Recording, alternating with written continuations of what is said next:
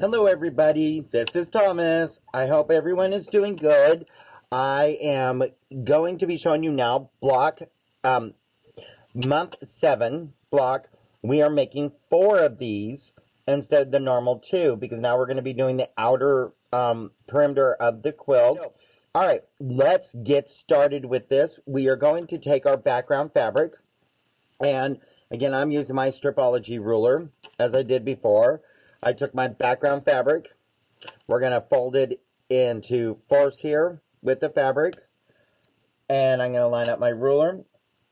We are going to cut 1 strip at 4.5, 2 strips at 3.5, and then we're going to cut 1 strip at 2.5. So there's those strips. And the first strip, which was the 4.5-inch strip, we need to cut 8 4.5-inch squares. Next, we're going to take the 3.5-inch strip, and we need a total of 16 3.5-inch squares, and then 1 2.5 by 12.5. So let's do the squares first. Here is the first strip, and we need 3.5-inch squares. We need 16 of these. So that gives us 2, 4, 6, 8, 10, 12. We need 4 more. So that gives us 16 3.5-inch squares. We have this remainder here. I'm going to open this up. And we need 1 strip that is 2.5 by 12.5. I am going to take this strip here, and we're going to cut this at 2.5 inches wide. Alright, so that gives us 1 strip that is 2.5 by 12.5. We need 3 more of those. So we're going to take the last strip, which was 2.5 inches wide, and we're going to get the other 3 strips that are 12.5 inches long. So that's 3 of them. And we're going to unfold this piece. And that gave us a total of 4 strips that are 2.5 by 12.5. That is all that we need to cut down for the background. Now we are going to go to the L3 print, and from the L3 we need to cut this at 4 inches, and we have a strip from the previous month that is 4 inches wide that we're going to use here. So we need a total of 16 4-inch squares from the L3 piece. So from our 1 full strip, we get a total of 2, 4, 6, 8, 10. Then from the remainder strip, we are going to cut the other 4-inch squares. Okay, so here is the remainder strip, and this remainder strip, as a reminder, this came from month 1, and we needed 16, and we already cut 10, so we need 6 more. Alright, there's our 16 4-inch squares from L3. Now we are going to take M5. M5, we're going to cut this at 4.5. And we need 8 4.5-inch squares. And there's our 4 8.5-inch squares. So that's what we need cut out for month 7. Now we are going to go to the piecing part. So you are going to take all of your M5 squares that were cut at 4.5, and we're going to draw a line on it diagonally. So I am going to, on all of the 4.5-inch squares that are for your M5, we're going to draw 1 diagonal line. We are going to place, and this is on the wrong side of the fabric, we're going to place right sides together for the M5 and your background fabric. You're going to place them together. So after I drew the line and I put the 2 pieces together, I like to use the Wonder Clips. Place them in the corners. And we are going to sew a 1/4 inch on each side of this line. the pattern calls for a scant, so you can either move it over a scant or bring your foot just slightly over the line, like I have said in previous videos, but it's always good to have a refresher. After you have sewn on both sides, kind of see my lines there, I am going to take my square and I'm going to cut right down on the line that we drew. Now you could press it to some of the, if you go by the instructions, some of them say to press to half of them to one side and the other half to the other. I like to press mine open, so I went ahead and pressed them open.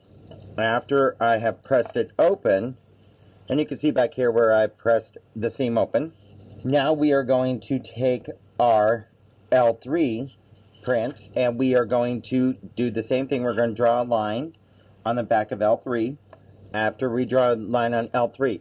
So when we look at our half square triangle that we made from the M5 and the background, we're going to take our L3. Notice that my seam line is running this direction and my drawn line on L3 is running this direction. I want to place those on there. You will notice that the half square triangle piece at the bottom, again, right sides together, it may be a little bit larger. So what I want to focus in on is get your points lined up there and there. So try to get it as centered as best as possible. You can use straight pins or you can use the Wonder Clips on this one, because now we're going to sew a 1/4 inch on each side, well, a scant 1/4 inch on each side of this drawn line. After I have sewn that, there's my half square triangle, and I have sewn this here. There's my drawn line.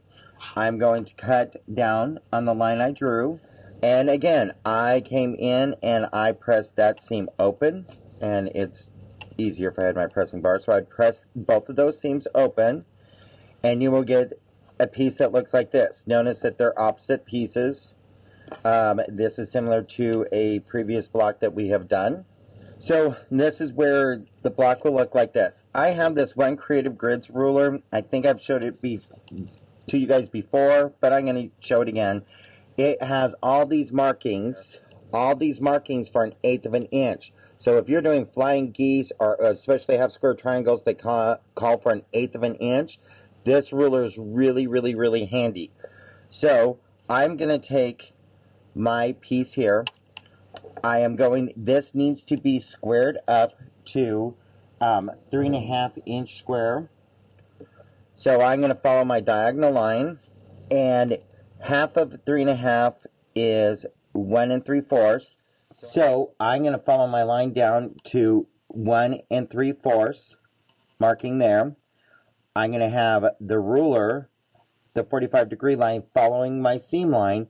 Then if I come up, I can see that this line here is at my 3.5, and this seam line is at my 3.5. If it is not, just slightly adjust it, that your half square triangle, your 3.5 is at this seam line, 3.5 is at this seam line, and then the 45-degree line is on your seam line there. And then I'm just going to cut, turn the block, and then I'm just going to line it at my 3.5 by 3.5, and then we're going to trim. So now you're going to do that for all the squares. Once they're trimmed up, you're going to find your opposite pieces. I always say on the block is, here's your opposite pieces. You're always going to want on this one, the background going out. Like the top going up, bottom going down. You want it going out, not turned like this. So you're going to have your pieces like this, and then we're going to sew these together. So you're going to take this and fold it over. Now what I will do, you see these magic pins? They are really, really good. They're heat resistant, but they have this rounded top, so when I'm sewing, it's easy to pull that out better than a round head pin. And so I've actually started using those, and I'm really enjoying it. So what I'm going to do is I'm going to line up my seam line here and make sure my seam line is lined up. I'm going to pin that. Then I'm going to go to this seam line, and I'm going to fold that over and make sure my lines line up. And you can see on the back here, all my seams have been pressed open. And to make sure you pin correctly, you can kind of open that up and go Okay, my background is facing out. We're going to sew 1/4 inch down that side. After we have sewn them together, you will see what they look like here. And so I have sewn them together, and you can see on the back side where I press my seams open. So some of you like it when I actually show what the back side will look like. So my seams are pressed nicely. Yes, Liz, you heard me, I pressed. And so now we're going to put our block together. Here are my pieces. I am going to put my centerpiece here, my kaleidoscope piece, and then I'm going to like this. As I've mentioned in previous blogs, I like to assemble it first like this so that I know that I'm getting my background facing out. And then we're just going to lay our background pieces down to start the block. I'm going to sew this piece to this one, this to this, so we're going to sew 1/4 inch down each one of these sides. After we have sewn them down the sides, this is where you're going to see what the block will look like. So I've sewn these together. Now we're going to sew this to this one to this one, and this to this, and down 1/4 inch on each side. And notice this. Oh, look, that's upside down. Turn that correctly. So now I have it laid together. So I've sewed my strips together. So now I'm going to sew this to this, and this to the bottom. But I'm going to show you real quickly. It's just kind of a recap. So here is the piece sewn on, and then the other pieces here, backgrounds to the back. So when I'm going to be lining up it, when I flip this over, I'm going to take the pins, and we're going to line up this seam, and then this seam to it. After we've done that, here's our block here, and we're going to take that background strip that was the 2.5 by 12.5 and sew it to one side. And after it's sewn together, here's your finished block.